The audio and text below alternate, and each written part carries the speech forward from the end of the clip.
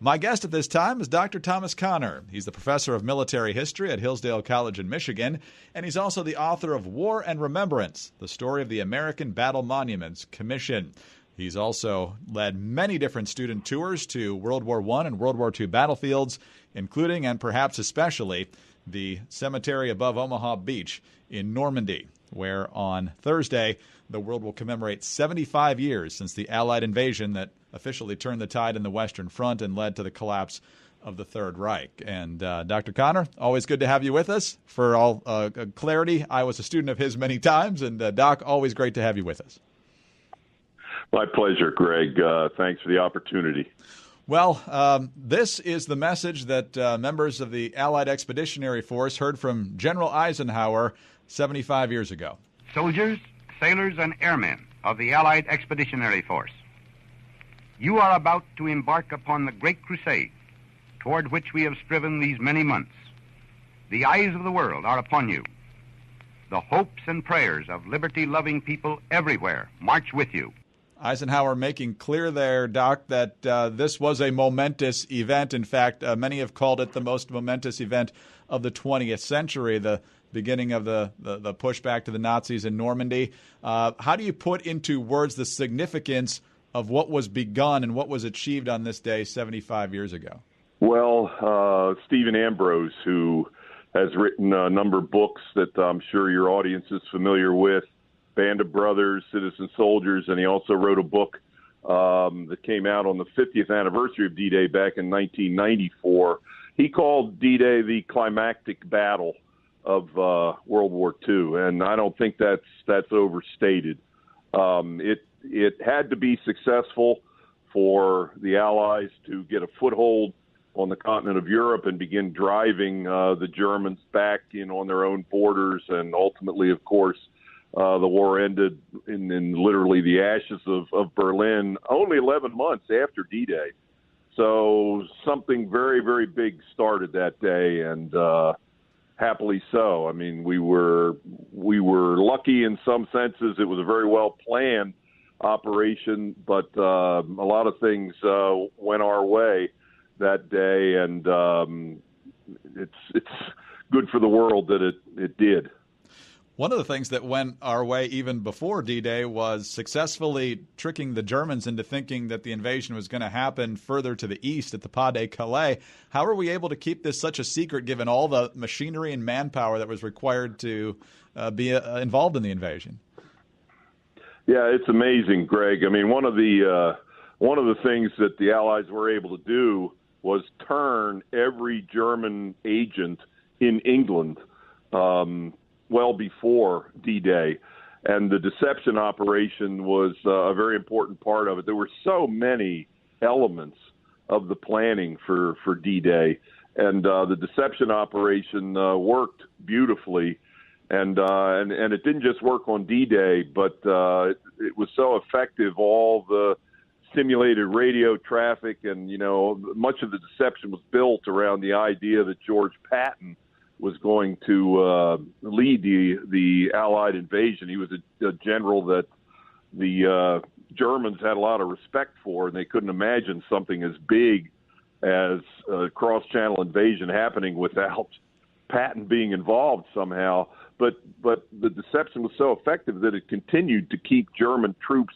kind of frozen over at the Pas de Calais and inhibited Hitler's ability to reinforce his troops in Normandy and put them in a position perhaps to throw the Allies back into the sea. There were multiple facets to the invasion itself. Of course, there were the paratroopers who launched just after midnight on June the 6th, 1944. You had the naval bombardment that was supposed to soften up the fortresses on the coast before the infantry came ashore. And a lot of that didn't go according to plan, which meant that a lot of people had to improvise at a critical point in history. Talk about what exactly we saw in the character and the ingenuity of American forces that day.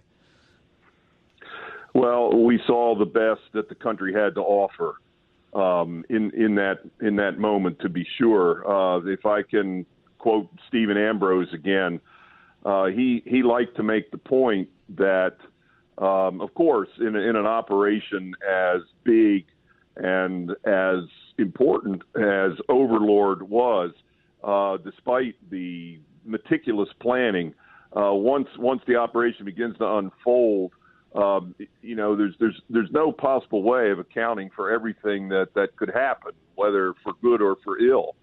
And I think the capacity of our guys, the American soldiers, to adapt to unforeseen and conditions that were impossible to predict spoke to not just the character of the American GI, but it also spoke to the kind of society that produced them. Ambrose liked to say that the Germans were tough fighters, to be sure, but they were the products of a totalitarian, dictatorial society in which freedom was generally not enjoyed, not even something to be valued in the German mindset during the Hitler years.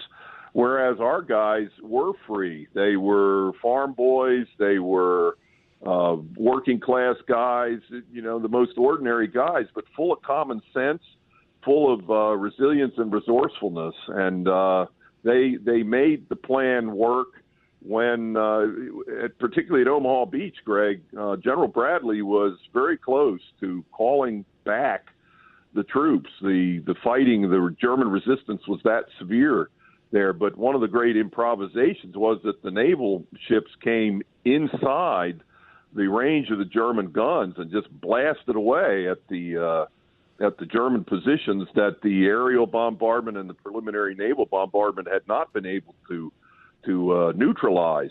And by the end of D-Day morning, our guys were in a position to go up the cliffs, particularly at Omaha Beach, and carry the day. But absent that kind of ingenuity and creativity in the moment, it could have gone differently. Obviously, winning the day at the beach and moving inland was absolutely critical to winning the war. But if it were modern day, perhaps the casualties that mounted up on the beaches that day led a lot of folks to wonder whether it really was successful. Ultimately, the goal was achieved of getting inland. But what do you make of the toll that was exacted that day? Well, it was a heavy toll, and there's no question about that. The soldiers and historians have not remembered Omaha Beach as Bloody Omaha for nothing. But as it turned out, the casualty projections, at least for the amphibious assault, did not get as high as Eisenhower's fears were, or at least certainly not his worst fears. Same with the airborne guys. The airborne casualties were quite high on a percentage basis. But considering what they accomplished, the